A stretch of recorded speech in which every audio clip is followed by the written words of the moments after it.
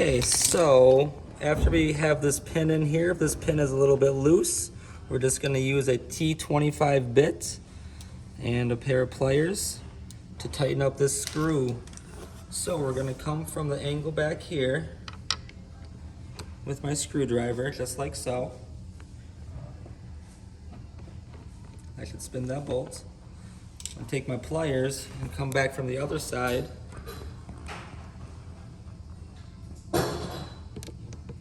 And grab a hold of the nut.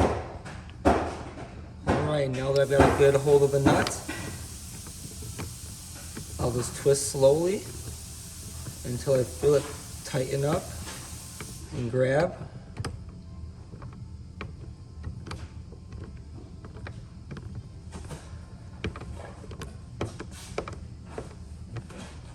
Alright, that feels pretty tight. So it should move a little bit side to side. So after I have it fully tightened, it should move a little bit up and down as well.